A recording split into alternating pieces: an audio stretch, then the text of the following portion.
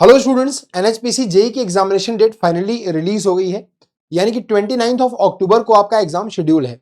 अब यहां पर बहुत सारी ब्रांच के लिए वैकेंसी निकाली गई थी। 221 वैकेंसी टोटल निकाली गई थी, जिसमें सबसे हाईएस्ट वैकेंसी सिविल की थी। मैकेनिकल वाले बच्चों के लिए 49 वैकेंसी है।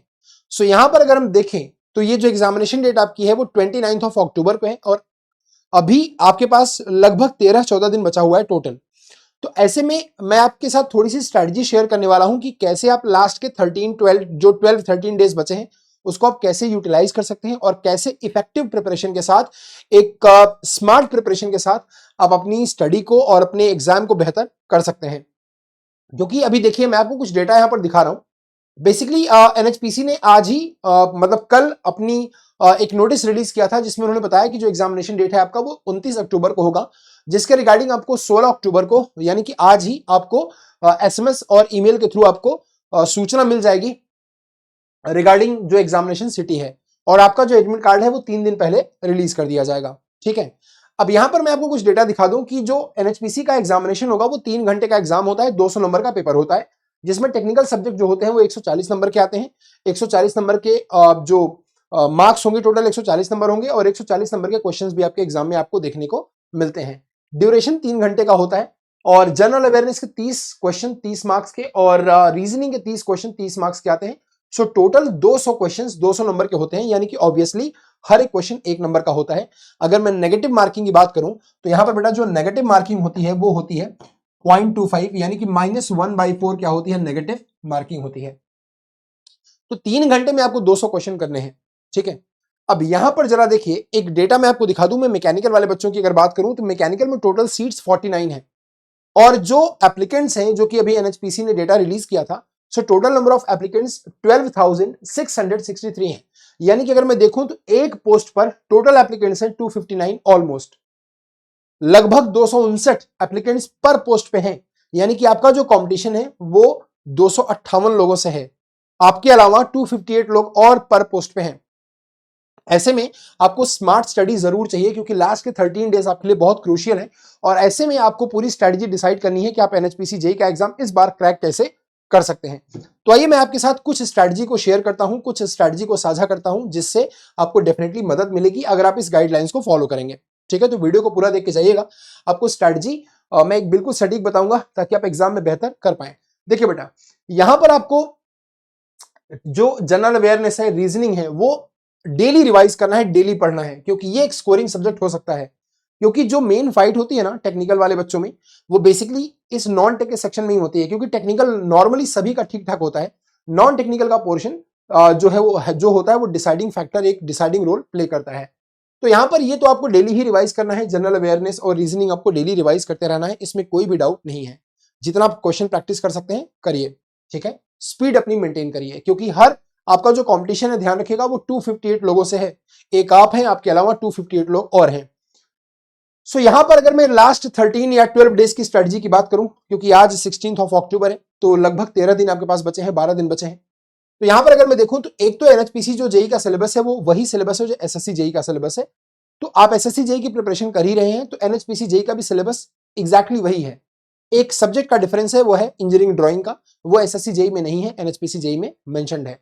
तो follow the syllabus strictly, syllabus को स्ट्रिक्टली फॉलो करो। इसका मतलब जितने भी उसमें टॉपिक हैं, उन सब टॉपिक पर इंडिविजुअली भले ही आप 5 क्वेश्चन लगा के जाएं, लेकिन लगा के जरूर जाएं, कोई भी टॉपिक छोड़ें ना। अब देखिए, उनमें से 70% टॉपिक ऐसे होंगे, 60% टॉपिक ऐसे होंगे जिनमें आप बहुत अच्छे होंगे। तो जो 40% टॉपिक होंगे उस पर वर्क करने की जरूरत है। तो डेली क्वेश्चन लगाइए, जितने पॉसिबल क्वेश्चन हो सके लगाइए। जो भी इनमें से टॉपिक आपको कंफ्यूजिंग लगते हैं, एक बार उसको प्रॉपरली पढ़िए, रिवाइज कर लीजिए। शॉर्ट नोट्स आपके पास है, रिवाइज कर लीजिए। फॉर्मूले को प्रॉपर रिवाइज करिए, क्योंकि फॉर्मूले को विथ लिमिटेशन रिवाइज करिए, ताकि आप फॉर्मूले को भूलें ना। शॉर्ट नोट्स आपने बनाया होगा, उसको रिवाइज करिए। और क्वेश्चन आपको हर एक इंडिविजुअल टॉपिक पर लगाना है। अगर आपको लगता है कि सर मेरे पास इतना टाइम अवेलेबल नहीं है, क्योंकि 12 दिन में इतने ज्यादा टॉपिक पर मैं क्वेश्चन सॉल्व नहीं कर सकता, तो कोई बात नहीं। मैंने क्या बोला कि आपके पास 60-70% जो सिलेबस है उसकी नॉलेज होगी, क्योंकि आप बहुत सारे एग्जाम देते भी हैं। तो जो 40% सिलेबस है उसको ही आपको देखना है। जो आपको थोड़ा सा डाउट लगे, जो सब्जेक्ट आपको टफ लगे, उस पर ज्यादा से ज्यादा क्वेश्चन सॉल्व करने की कोशिश करिए। अभी मैं आपको वीडियो के एंड में ये भी बताऊंगा कि इंपॉर्टेंट सब्जेक्ट मैकेनिकल में कौन कौन से हो सकते हैं जो कि की फैक्टर होंगे, जो कि डिसाइडिंग रोल होंगे, यानी कि जो एक प्लेयर आपके लिए बड़े साबित होंगे एग्जाम में, जिनसे ज्यादा स्कोर एग्जाम में आ सकता है। सो सॉल्व ऑल पीवाईपीज अवेलेबल, जितने भी पीवाईपीज अवेलेबल हैं सॉल्व करिए। यूट्यूब पर अगर आप सर्च करेंगे एनएचपीसी के पीवाईक्यू, तो मैंने ही आपको 2 अलग अलग सेक्शन में एनएचपीसी के पीवाईक्यूज कराए हैं, ठीक है। Solve as much MCQ as possible, जितने मैक्सिमम क्वेश्चन हो सके उतने सॉल्व करिए टाइम के साथ। टाइम मैनेजमेंट बहुत इंपॉर्टेंट है, क्योंकि ऐसा नहीं है कि आपको एग्जाम में सब कुछ आता है तो आप एग्जाम क्लियर कर लेंगे। टाइम मैनेजमेंट बहुत इंपॉर्टेंट है, आपको सारे question with in time solve करने हैं। 200 क्वेश्चन आपको 3 घंटे में सॉल्व करने हैं।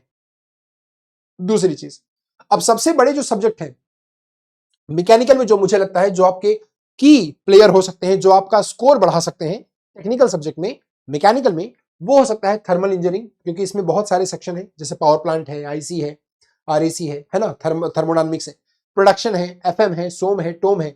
ये मुझे ऐसा लगता है कि आपके की प्लेयर हो सकते हैं, जिनसे बहुत ज्यादा क्वेश्चन आपके एग्जाम में आपको देखने को मिलते हैं। इसका मतलब मैं ये नहीं बोल रहा हूं कि आप बाकी सब्जेक्ट को पढ़िए मत, इन सब्जेक्ट पे ज्यादा फोकस रखिए। फ्लूइड मशीनरी हो गया, टर्बो मशीनरी हो गया, फ्लूइड मैकेनिक्स हो गया, सोम हो गया, टोम हो गया, और थर्मल हो गया, प्रोडक्शन हो गया, तो इन सब्जेक्ट को ढंग से पढ़िए, क्योंकि एनएचपीसी जेई का जो एग्जाम लेवल है वो नॉर्मल ही आता है, एसएससी जेई के ही लेवल का आता है। कई बार तो उससे भी इजी लेवल का पेपर आ गया है ना, तो उसी के आसपास का लेवल एनएचपीसी जेई का रहता है। तो बहुत ज्यादा टेंशन लेने की जरूरत नहीं है, आराम से खुश मिजाजी से दिमाग को थोड़ा सा बैलेंस बनाकर आपको तैयारी करनी है, और हैप्पी माइंड से तैयारी करनी है। क्योंकि अगर आप खुश होकर तैयारी करेंगे, ये लास्ट के 12 डेज को अगर आप 13 डेज को अच्छे से यूटिलाइज करेंगे, तो आप 29 अक्टूबर को पेपर में बहुत बढ़िया करके आएंगे। स्ट्रेस लेके बैठेंगे तो आपका ही लॉस होगा, ठीक है बेटा। तो ये स्ट्रैटेजी आप जरूर फॉलो करिए। सिलेबस को स्ट्रिक्टली फॉलो करना है, एमसीक्यूज लगाना है, शॉर्ट नोट्स रिवाइज करने हैं, फॉर्मूले सारे रिवाइज कर लीजिए। आपने शॉर्ट नोट्स में फॉर्मूले लिखे होंगे पहले से, तो उसको प्रॉपरली रिवाइज कर लीजिए। बाकी जितने भी पीवाईपीज अवेलेबल आपके पास हैं सॉल्व कर लीजिए, और जितने भी एमसीक्यूज हो सकते हैं पॉसिबल आप सॉल्व कर लीजिए। ये सब्जेक्ट आप प्रॉपरली रिवाइज कर लीजिए, जो भी इसका स्पेसिफिक सिलेबस है उसके बेस पर आप क्वेश्चन जरूर सॉल्व कर लीजिए, तो इससे आपको काफी हेल्प मिल जाएगी। बाकी रीजनिंग और जनरल अवेयरनेस आप डेली बेस पे पढ़ते रहिए। अब ये लास्ट के 12 डेज में कोई बहाना नहीं होगा, जितना मैक्सिमम टाइम आप दे सकते हैं अपनी स्टडी में उतना दीजिए, क्योंकि मौका बार बार नहीं मिलता। 49 सीट कम, बहुत ज्यादा नहीं है बट कम भी नहीं है, ठीक है। तो आप अगर अच्छे से मेहनत करेंगे तो आप डेफिनेटली एग्जाम क्रैक कर पाएंगे। तो ये पूरा मैं आपके साथ शेयर करना चाहता था। अब मैं आपको एक चीज और बता रहा हूं, आपकी तैयारी के लिए सबसे अच्छी चीज क्या है कि देखिए, अभी जैसे मैं आपको बताऊं, जैसे मेरी डेली क्लासेस चलती हैं रात को 9 बजे, आप सभी जानते हैं। तो आज भी रात को मेरी जो 9 बजे क्लास शेड्यूल है रात को, वो है स्टीम टरबाइन के ऊपर, जो कि एसएससी जेई में, एनएचपीसी जेई में भी एक की फैक्टर साबित होगी, ठीक है। सो यहाँ पर अगर आप देखें तो स्टीम टरबाइन के ऊपर भी मेरी क्लास शेड्यूल है, तो आप इस क्लास को ज्वाइन कर सकते हैं रात को 9 बजे। यहाँ पर बेटा देखिए, हमारे पास एक एसएससी जेई की मैकेनिकल की, एसएससी जेई मैकेनिकल में अगर आप देखेंगे तो हमारे पास एक सिलेक्शन किट है, ठीक है। अब आप सोचेंगे सर ये मैं एनएचपीसी जेई के एग्जाम की तैयारी करनी है, आप एसएससी जेई की बात क्यों कर रहे हैं? वो इसलिए कर रहा हूं क्योंकि मैंने आपसे बोला कि एसएससी जेई और एनएचपीसी जेई का जो सिलेबस है वो ऑलमोस्ट सेम ही है, 99% सिलेबस सेम है। एक इंजीनियरिंग ड्राइंग को छोड़कर बाकी सिलेबस सेम है। तो एसएससी जेई की सिलेक्शन किट है, यहां पर अगर आप फास्ट प्रिपरेशन करना चाहते हैं तो आप इसको ज्वाइन कर सकते हैं, क्योंकि दीपावली का फेस्टिवल आ रहा है, तो आपको शानदार डिस्काउंट यहां पर टेक्स्ट बुक की तरफ से दिया जा रहा है। 799 में ही आपको एसएससी जेई मैकेनिकल की पूरी किट दी जा रही है सीबीटी 1 की। ये मैं आपको इसलिए बता रहा हूं क्योंकि एनएचपीसी, अगर आप एसएससी जेई के क्वेश्चन के लेवल की प्रैक्टिस करते हैं तो आप एनएचपीसी जेई को भी अच्छी तरीके से प्रिपेयर कर पाएंगे। ये जो सिलेक्शन किट है, इसमें हम बेसिकली कंसेप्ट थ्रू क्वेश्चंस करते हैं। आपके क्वेश्चंस एक एक इंडिविजुअल टॉपिक पर हम क्वेश्चन कवर करते हैं विद ऑल द कंसेप्ट्स, ठीक है। तो ये आपको सिर्फ 799 में मिल रहा है। कितने में? ओनली 799 में आपको अवेलेबल किया जा रहा है, क्योंकि ये जो इसका जो प्राइस है एक्चुअली वो 4000 रुपए है, बट चूंकि आपका एग्जाम नजदीक है, एसएससी जेई का भी बहुत सारे बच्चे प्रिपरेशन कर रहे होते हैं, तो उनको कई बार पैसे की भी दिक्कत होती है, इकोनॉमिक प्रॉब्लम भी होती है, तो टेक्स्ट बुक ने आपकी ये प्राइस को बहुत ही रिड्यूस कर रखा है, और 799 में आपको ये मिल रहा है दीपावली के फेस्टिवल में।